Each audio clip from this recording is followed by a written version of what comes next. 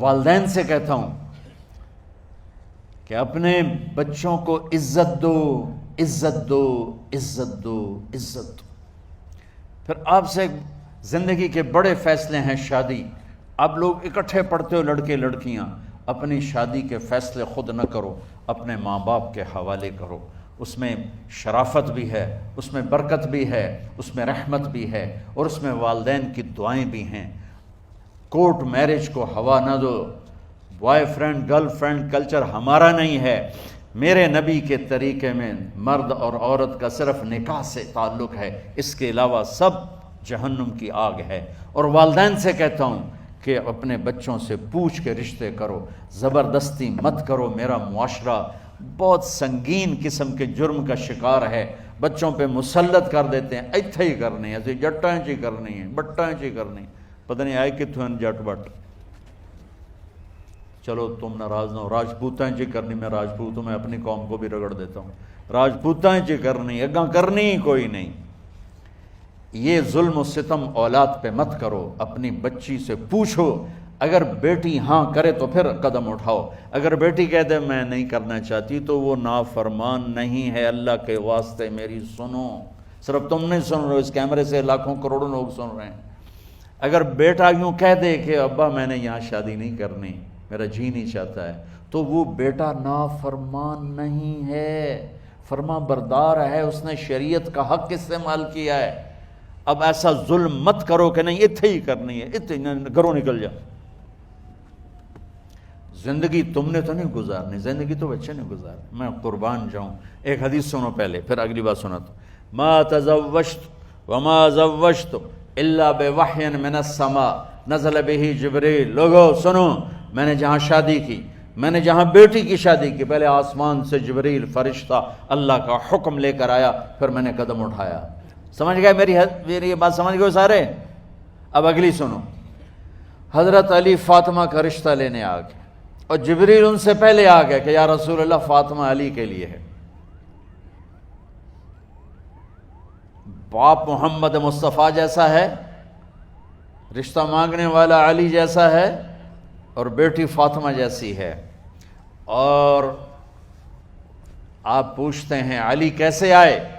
وہ شرم کی وجہ سے کچھ کہہ نہ سکے، چپ۔ آپ کو تو پتہ تھا، آپ نے فرمایا فاطمہ کے رشتے کے لیے آئے ہو؟ کہا جی۔ تو جبریل تنال بیٹھا ہوا ہے کہ یا رسول اللہ اتھے ہی کرنا ہے۔ آپ نے ہاں نہیں کی، آپ نے کہا انشاءاللہ، اور یہ کہہ کر اٹھ گئے۔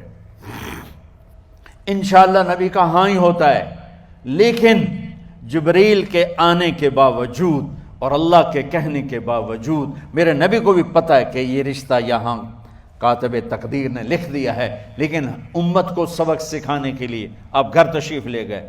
بیٹی فاطمہ کہ جی یا رسول اللہ، کہا علی کا رشتہ آیا ہے، میں ہاں کر دوں؟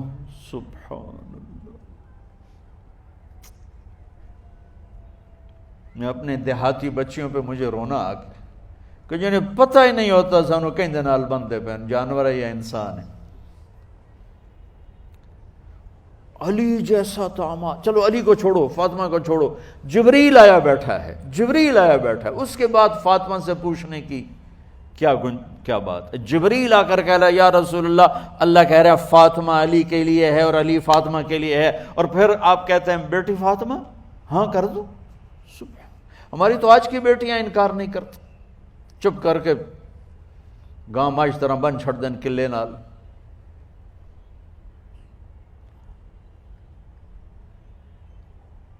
کوئی ان کے اندر کے جذبات کو سننے والا کوئی نہیں ہوتا، اپنی انانیت پر یہ فیصلے کرتے ہیں، اور میرا نبی کہہ رہا بیٹی ہاں کر دو۔ سبحان اللہ۔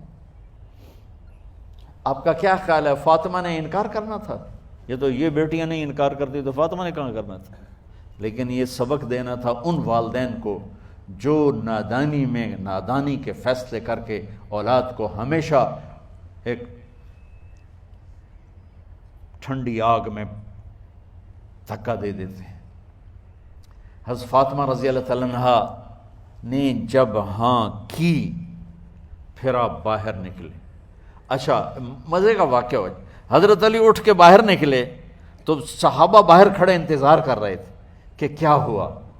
حضرت علی کو بھیجنے والے تھے عبد الرحمن بن عوف، پہلے ابو بکر گئے تو آپ نے انکار کر دیا، عمر گئے رشتہ مانگا، آپ نے انکار کر دیا، عبد الرحمن بن عوف نے علی سے کہا آپ جائیں، آپ کا رشتہ رد نہیں ہوگا۔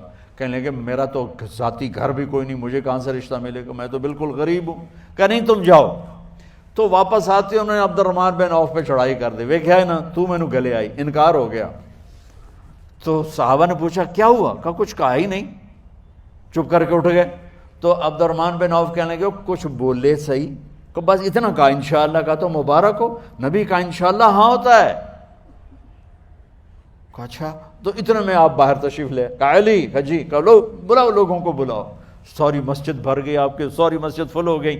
آپ ممبر پہ کھڑے ہوئے علی کو سامنے بٹھایا، کہا لوگو یہ جبریل میرے پاس اللہ کا پیغام لائے ہیں کہ میں فاطمہ بنت محمد کا نکاح علی کے بن ابی طالب کے ساتھ کر دوں۔ پھر آپ نے خطبہ پڑھا اور کہا کہ علی، ہائے ہائے ہائے، میں نے فاطمہ بنت محمد کو 400 درہم مہر کے عوض تیرے نکاح میں دیا، تو نے قبول کیا؟